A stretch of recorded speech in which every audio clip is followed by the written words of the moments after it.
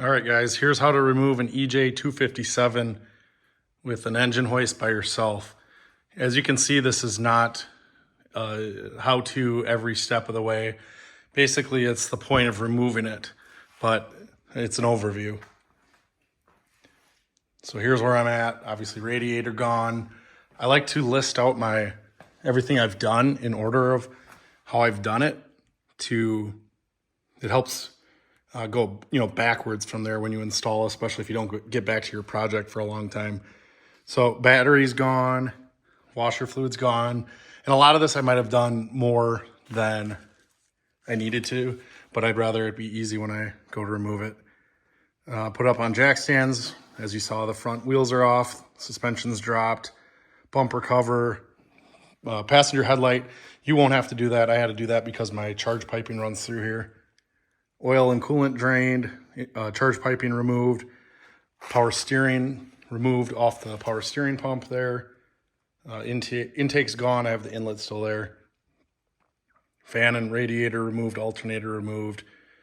My custom fuel lines removed. Engine harness unclipped. Unclip it on both sides. Unclip everything in the back. So again, suspension axles, heater hoses, which are these two guys here.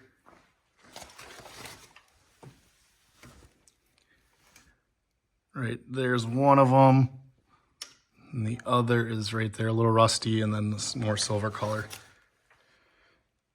Downpipe removed. I removed my header. I have a Holy header. It has to be removed. It doesn't clear the subframe right there in the front.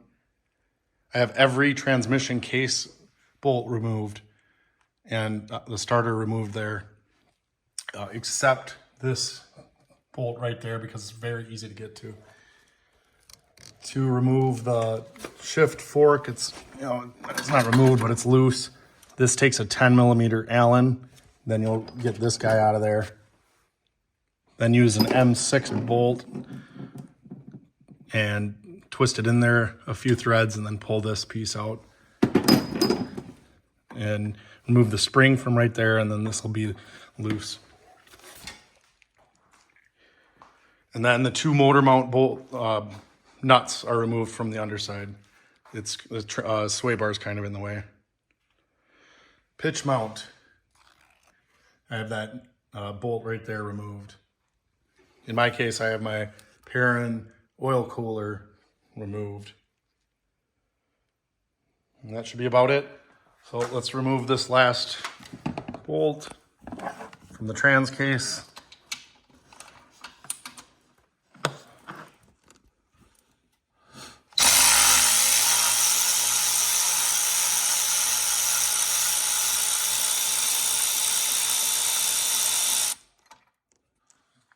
You can see it split open a little bit. I'm gonna mount my phone now.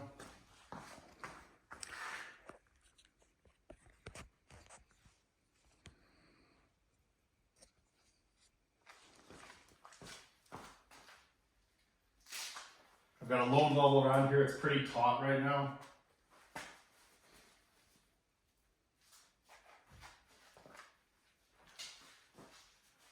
Definitely don't want anything hitting my oil cooler there. Let me grab something.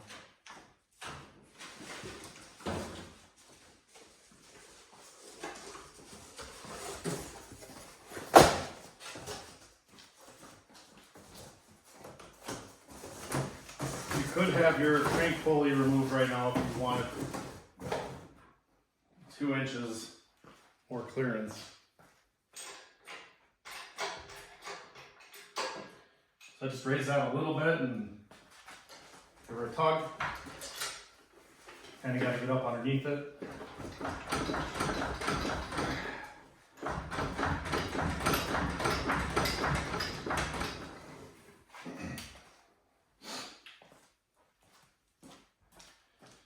You have to work between the cases. The Primar. If your cases haven't, your trans in block case haven't been separated in a while. It could be kind of tough.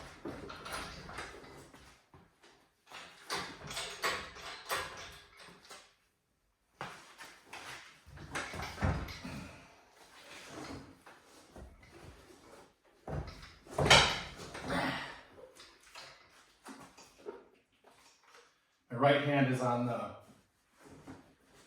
thermostat housing. It's a pretty stable point.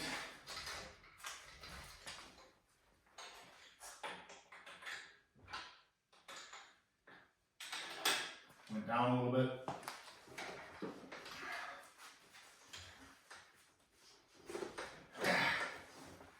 Check your mount bolts. Might be interfering. They might not be out all the way.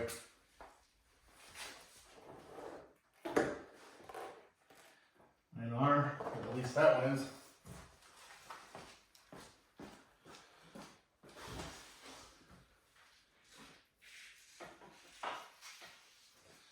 And that one is not.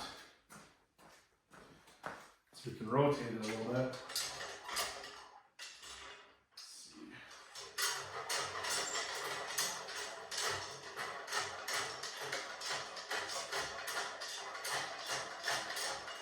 Going counterclockwise to lift the passenger side.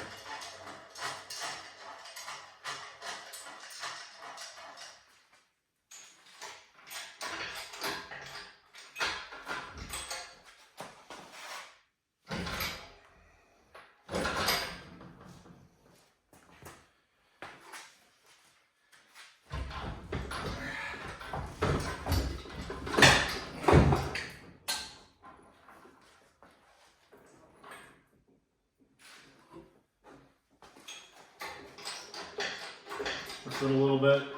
Make sure you just double check, make sure everything's disconnected.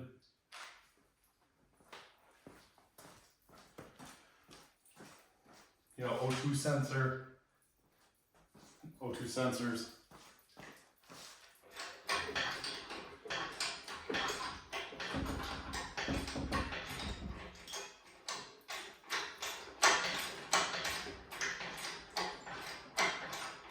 Also, a good thing with creating that list is if you go back and look at it, I'm writing what I need to order down.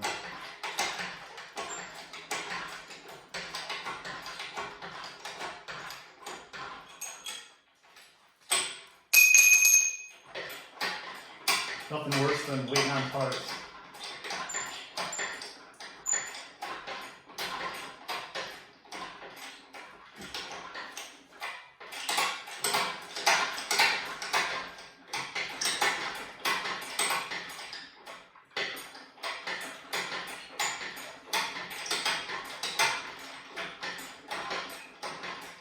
I'm removing this because somewhere I'm getting oil in the combustion chamber. I'm getting misfire on cylinder 1 and 3. I have no power. Blowing smoke out my air oil separator. Dump tube. Somehow oil in the combustion chamber. Probably the head gaskets.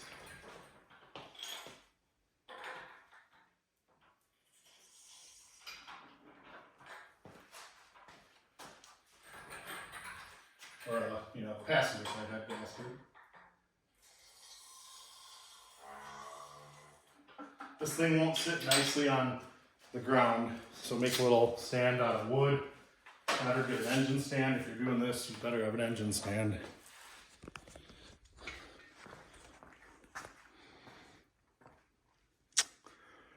That's it. I've gotten this far alone. It's more difficult to put it in alone. It's possible. When you put the engine in, I would, get the engine line, or put a jack down here first that you can use to change the height of the transmission housing, or the whole transmission, so you can line it up. It's harder to line up than disconnect. All right, good luck.